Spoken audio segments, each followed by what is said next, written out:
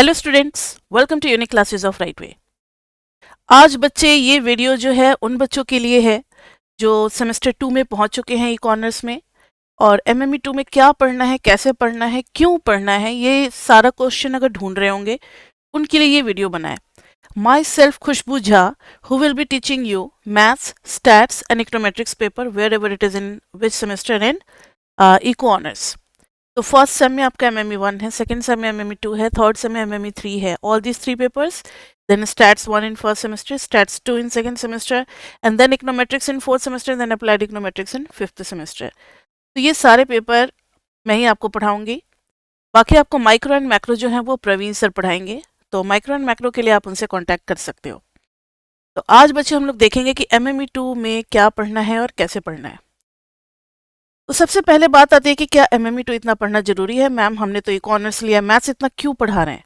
क्योंकि आप eco honours में माइक्रो मैक्रो पढ़ते हो ना, तो काफ़ी सारे जो स्टडी आपको करने होते हैं that is based on equations and graphs, functions and graphs. तो फंक्शन किस टाइप का आ रहा है, कॉस्ट होगा, रेवेन्यू होगा, कंज्यूमर सरप्लस, प्रोड्यूसर सरप्लस, बहुत सारे टॉपिक्स हैं। फिर उन सबको ग्राफिकली भी आपको स्टडी करना होता है। तो मैथमेटिक्स एक ऐसा टूल है, एमएमई का फुल फॉर्म क्या है, mathematical methods of for economics. तो इसमें पूरा मैथमेटिक्स आपको नहीं पढ़ाया जाएगा, सिर्फ मैथमेटिक्स के वही टूल्स पढ़ाए जाएंगे जो कि आपको माइक्रो एंड मैक्रो में हेल्प करेंगे। ठीक है, तो सबसे पहली बात कि एमएमई 2 जो है वो आपका फाउंडेशन बनाएगा micro macro, MA eco, MME 3, econometrics etcetera wherever maths is required. और सबसे बड़ी बात कि एमएमई 2 को सीरियसली लेने की क्यों जरूरत है, क्योंकि क्वेश्चन कभी भी रिपीट नहीं होता। आप किसी भी साल का क्वेश्चन उठा करके देख लो, क्वेश्चन कभी भी आपको रिपीटेड नहीं मिलेगा। ठीक है, तो ये सबसे बड़ा प्रॉब्लम होता है, क्योंकि बच्चों में ये गलत इन्फॉर्मेशन होता है कि कॉलेज में आ गए हैं, 5 साल का पेपर रट लो, उसी के जैसा पेपर आएगा, पास कर जाएंगे। तो ऐसा कुछ नहीं होने वाला। आप डीयू में पढ़ रहे हो, इको ऑनर्स लिए हो, इसमें क्वेश्चन रिपीटेड नहीं होगा। बुक आपकी लगी है हैमंड, सिरसेटर एंड हैमंड। जो रीडिंग आपको कॉलेज के बाहर में मिल रही है वही रीडिंग है। हर कॉलेज का अपना एक फोटोस्टेट शॉप होता है, वहाँ से भी ले सकते हो, कोई दिक्कत नहीं है। एमएमई को 3 पार्ट में डिवाइड किया गया है, एमएमई 1, एमएमई 2, एमएमई 3। आपकी स्क्रीन पे शो हो रहा है, आप अपने स्क्रीन पे देख सकते हो। एमएमई 1 में चैप्टर 1 to 9 जो कि आप पढ़ चुके हो। ठीक है, एमएमई 2 में इस बार हम लोग पढ़ेंगे 12, 13, 14, 15, 16, 17। बुक वही लग रही है। अगर किसी बच्चे ने बुक परचेज किया है तो उसको आप थर्ड सेम तक संभाल करके रखेंगे, या यूं कहें कि आप इकोनर्स एमए को तक उसको संभाल करके रखना। नेक्स्ट इज एमएमई 3 में 18, 19, 20, 21, 20 और चैप्टर 10। ये सारा कुछ हम लोग पढ़ेंगे किसमें, एमएमई 3 में पढ़ेंगे। अब एमएमई 2 का सिलेबस को 2 पार्ट में डिवाइड किया गया है। एक है वेक्टर अलजेब्रा और दूसरा है एडवांस कैलकुलस। तो वेक्टर अलजेब्रा में हम लोग पढ़ेंगे चैप्टर 12 वेक्टर एंड मैट्रिसेस के बारे में, जिसमें वेक्टर्स पढ़ाया जाएगा और मैट्रिसेस पढ़ाया जाएगा।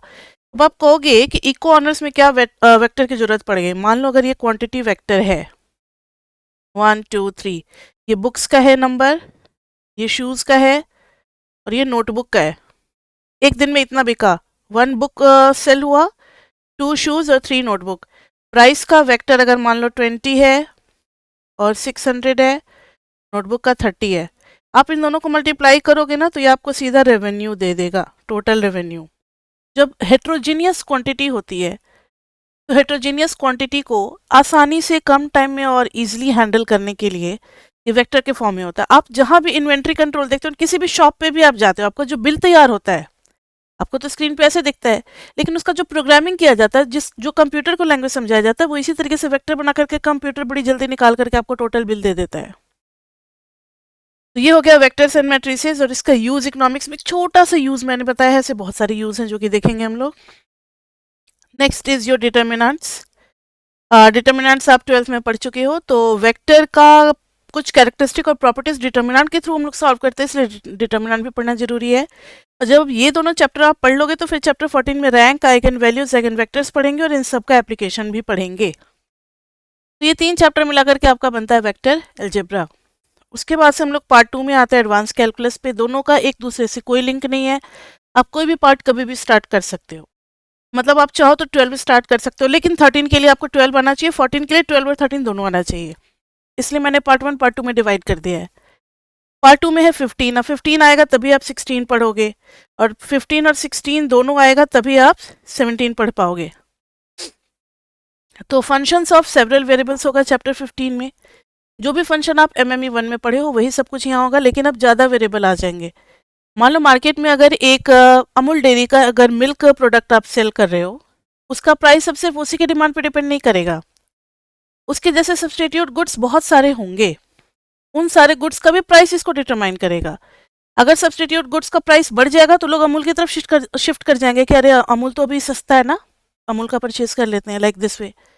तो एक चीज़ का डिमांड, एक चीज़ का जो प्राइस है वो बहुत सारे क्वांटिटीज़ के डिमांड पे डिपेंड करेगा, इसलिए ज़रूरत पड़ गई हमें फंक्शन ऑफ सेवरल वेरिएबल्स पढ़ने की। ध्यान से सुन रहे हो मेरी बात? एक क्वांटिटी का price is function of so many demands, ठीक है, या एक का डिमांड जो है that is function of so many prices of so many goods, इसलिए function of several variables topic आ गया है। और भी बहुत कुछ है, जब चैप्टर खुलेगा तब सारी बातें आ ही जाएंगी सामने।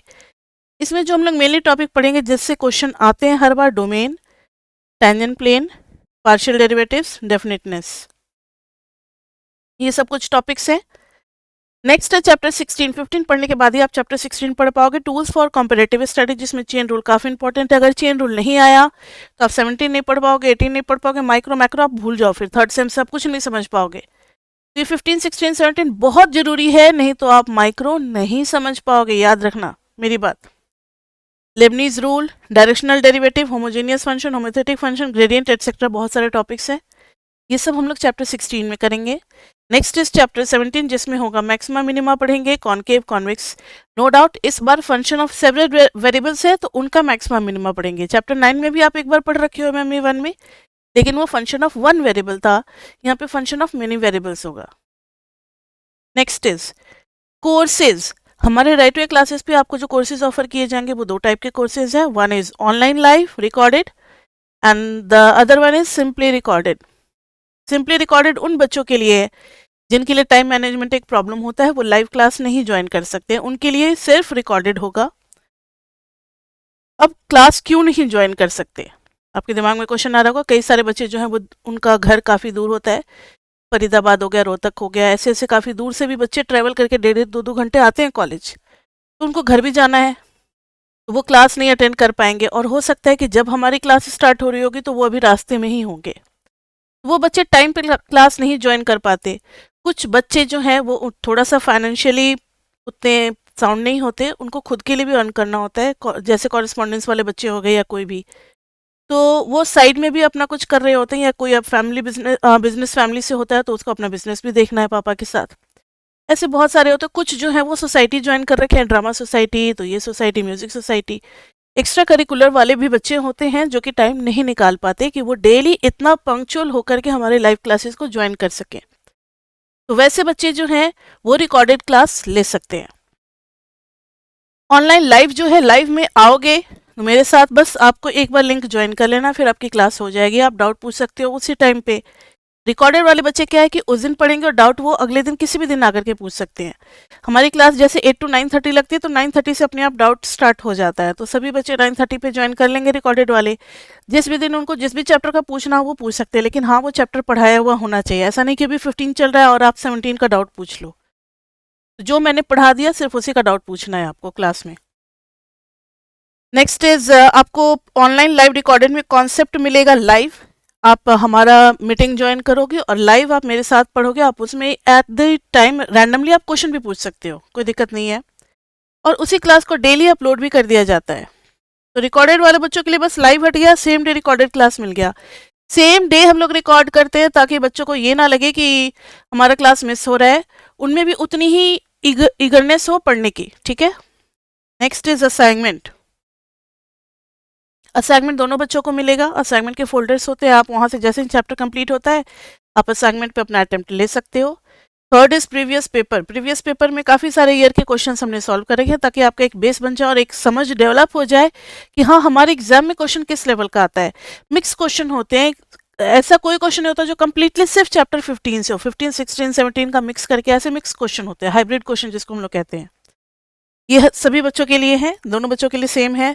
रेगुलर डाउट सेशन मतलब आप डेली आकर के पढ़ सकते हो। जो बच्चे मेरे से सेमेस्टर 1 में लिए हैं उन्हें पता ही होगा कि वो आकर के अपना डाउट पूछते थे। Recorded lectures for revision and backup, recorded lectures जो आपको मिल जाता है, लाइव लिया फिर भी आपको रिकॉर्डेड का बैकअप मिलेगा, आप उसको रिवाइज कर सकते हो। किसी दिन आप कोई पार्टी में चले गए, घूमने चले गए, फ्रेंड के बर्थडे में चले गए, आपने क्लास नहीं लिया तो फिर आप उस क्लास को अपने हिसाब से ले सकते हो नेक्स्ट क्लास में आने से पहले, लेकिन ले लो तो ज़्यादा अच्छा है। नहीं तो फिर जो भी रहता है उसको आप बैकलॉग को आप अपना कंप्लीट कर सकते हो सैटरडे संडे वीकेंड पे भी। लेकिन हाँ, एक वीक का जो टारगेट है उसको नेक्स्ट वीक तक नहीं ले जाना है, उसी वीक में कंप्लीट करना है। आपके पास सैटरडे संडे होता है। नेक्स्ट इज टेस्ट, टेस्ट आपके एग्जाम से पहले लिए जाते हैं। Next is crash course, exam के टाइम में भी एक क्रैश कोर्स डिजाइन किया जाता है जो कि काफ़ी कम टाइम में आपका कॉन्सेप्ट तो क्लियर करा ही दे और आपका ये जो डर है इसको थोड़ा सा ख़त्म कर दे। नेक्स्ट इज इंडिविजुअल अटेंशन, जब आप मेरे साथ लाइव पढ़ते हो या रिकॉर्डेड पढ़ते हो तो there is nobody to disturb you, आपका कोई फ्रेंड आपको डिस्टर्ब नहीं कर सकता, ठीक है। तो ऐसा लगता है जैसे मैम सिर्फ मुझे ही पर्सनल ट्यूशन दे रही है, इसलिए हम लोग इसका नाम रखते हैं इंडिविजुअल अटेंशन। तो ये सारी चीज़ें सेम है, बस रिकॉर्डेड में लाइव नहीं मिल रहा है। लेकिन सेम डे मैंने कहा आपको, जैसे 9:30 मेरी क्लास खत्म होगी तो 11 ओ क्लॉक तक आपको क्लास मिल जाएगा। फिर उसको थोड़ा ये वो करना होता है, सारी क्लासेस को हम लोग कंप्रेस एनक्रिप्ट करके फिर अपलोड करते हैं, टाइम लग जाता है। तो बाई 10:30 और 11 आपको क्लास मिल जाएगा डेली। अब मैंने जितनी भी क्वेरीज थी उन सबको तो इसमें डाल दिया मैंने। मेरे हिसाब से तो अब कुछ बचता नहीं है बच्चों के लिए कुछ समझने के लिए। फिर भी अगर आपको लगता है कि नहीं मैम से कुछ पूछना है तो आप इस नंबर पे मैसेज करके कोई भी अपनी क्वेरीज पूछ सकते हो, जो भी आपका कोर्स रिलेटेड है या कैसे पढ़ना है, आप इस तरीके से भी मेथड ऑफ स्टडिंग से भी आप क्वेश्चन पूछ सकते हो। तो that's all for you and hope best of luck and hope that you will do the best in this semester. Last semester में जो भी गलती हुई है उससे आपने जरूर सीखा होगा कि इस सेमेस्टर में क्या करना है। मुझे पता है आपसे गलती कहाँ कहाँ हुई होगी। फर्स्ट सेमेस्टर में आपने लेट से पढ़ना शुरू किया होगा, तो सेकेंड सेमेस्टर में स्टार्टिंग से कर दो, ठीक है। फर्स्ट सेम में आपने बहुत इजी समझ लिया होगा सिलेबस को, सीनियर्स वगैरह कहते होंगे अरे बहुत इजी है बहुत इजी है, उतना भी इजी नहीं है कि आप इसको इग्नोर करो। वो लोग पढ़ चुके हैं इसलिए कह रहे हैं इजी है, आपने नहीं पढ़ा ना। तो इस चीज को आप अपने लेवल पे देखो, किसी और के कहने में नहीं जाना है। आप आराम से ट्रायल क्लास लो, जितना भी हम लोग तो पूरा का पूरा चैप्टर ही ट्रायल डाल देते हैं यूट्यूब पे। आप आराम से ट्रायल क्लास लो, then you decide whether to join or not. लेकिन हाँ, पढ़ना जरूर शुरू कर दो, चाहे आप ज्वाइन करो या ना करो। सेकेंड सेम में आप पढ़ना शुरू कर दो तो आपका जरूर सेकेंड सेम अच्छा जाएगा। ओके बच्चे, तो that's all for today and then see you in our classes. That's all, then thank you, bye bye.